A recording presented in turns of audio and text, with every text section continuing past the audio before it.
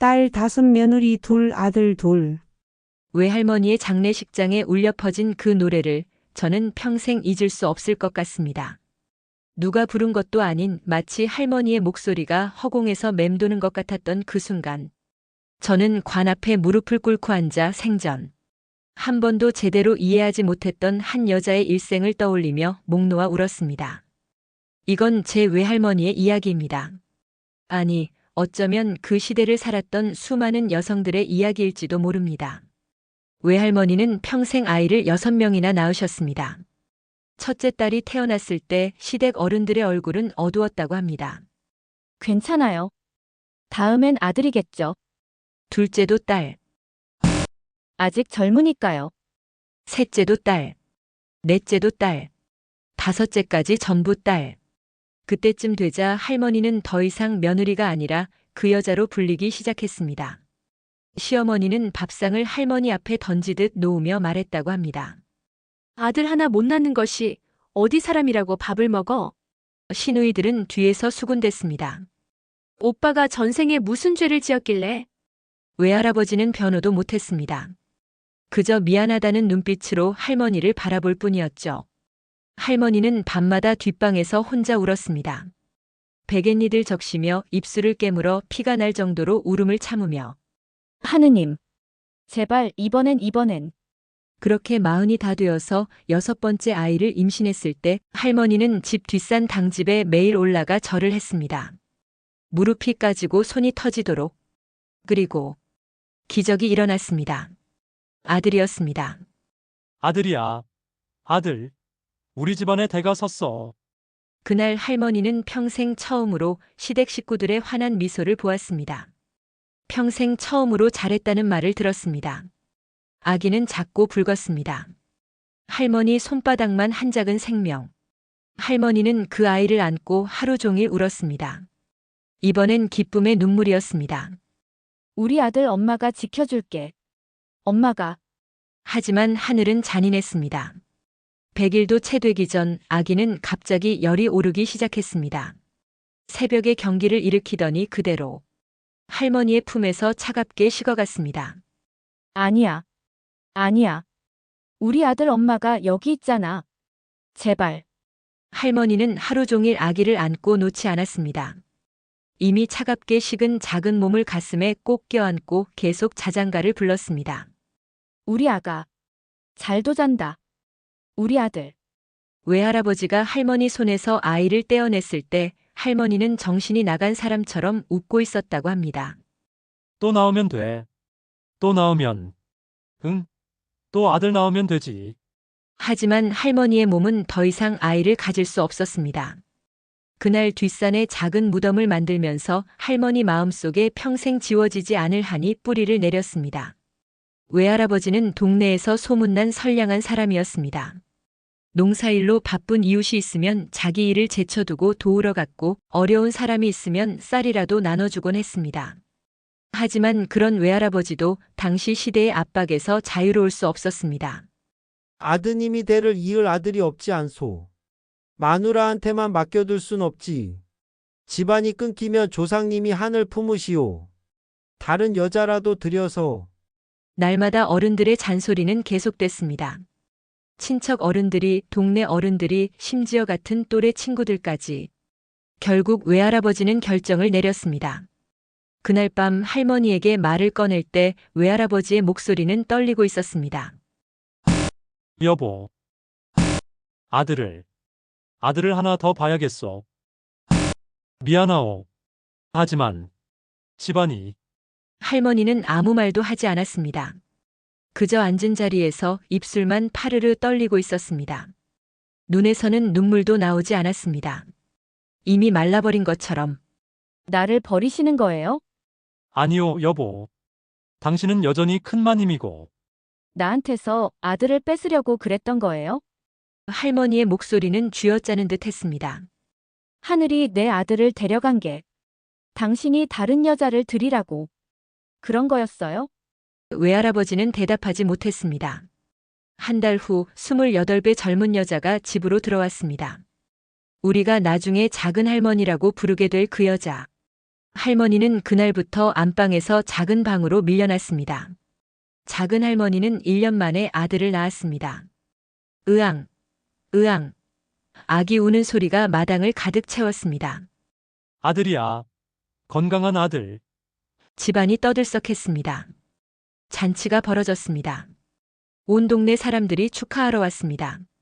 할머니는 작은 방 구석에 웅크리고 앉아서 그 소리들을 들었습니다.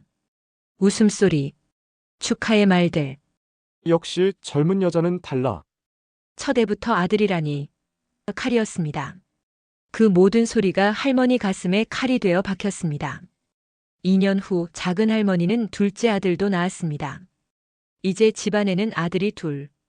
그리고 할머니는 그저 큰마님이라는 이름만 남은 빈 껍데기 같은 존재. 할머니는 밥을 먹을 때마다 목이 메었습니다. 밥알이 모래처럼 느껴졌습니다. 밤이면 혼자 뒷산 아들 무덤에 올라가 앉아있곤 했습니다. 엄마가 너를 지키지 못했어. 미안해.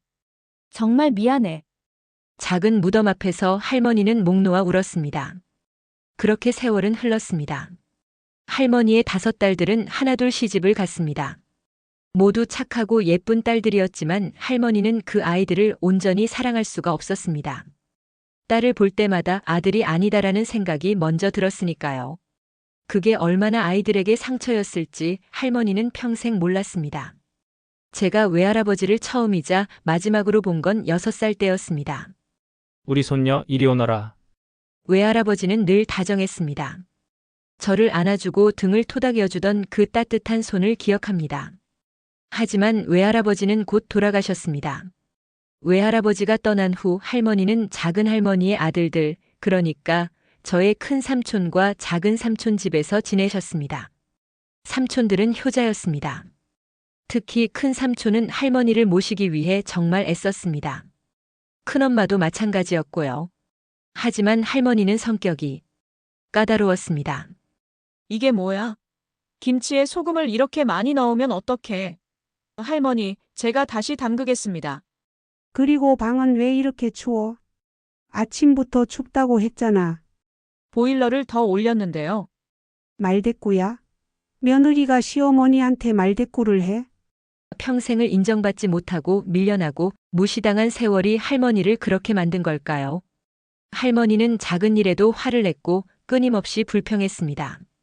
내가 아들을 낳았으면 이런 대접을 받았을까? 그 말을 들을 때마다 큰엄마의 얼굴은 굳어졌습니다.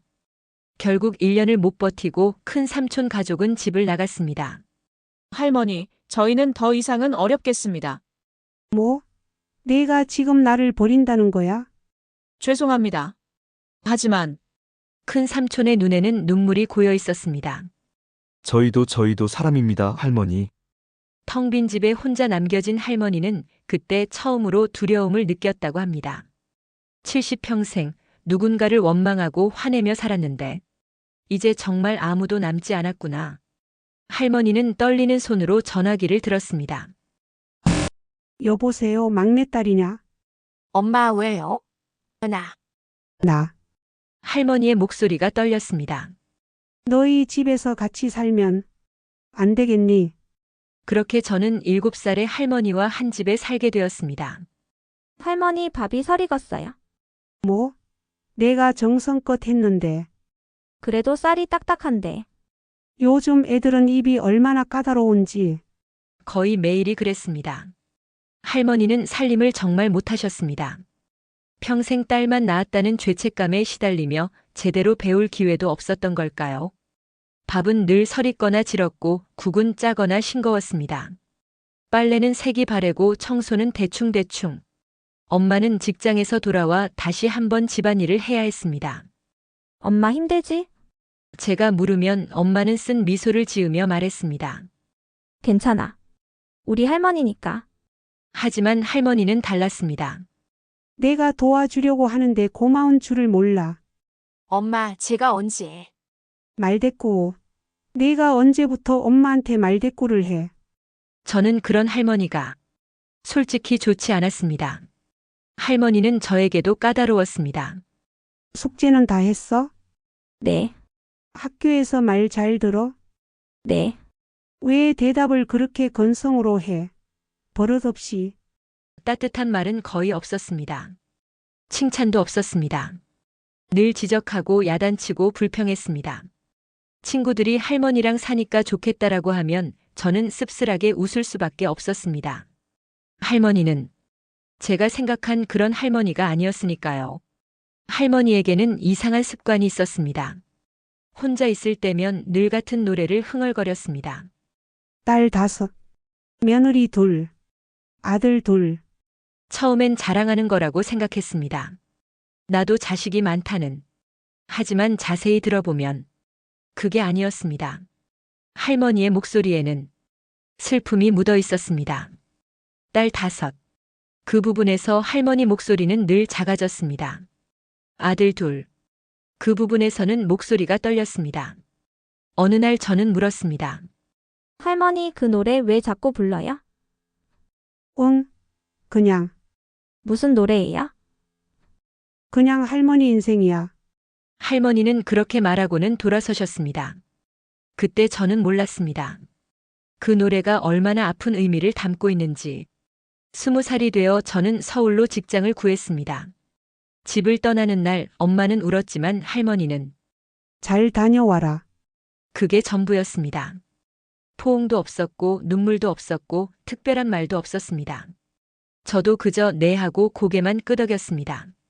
버스 창문 너머로 할머니가 보였습니다. 작아진 등 굽은 허리.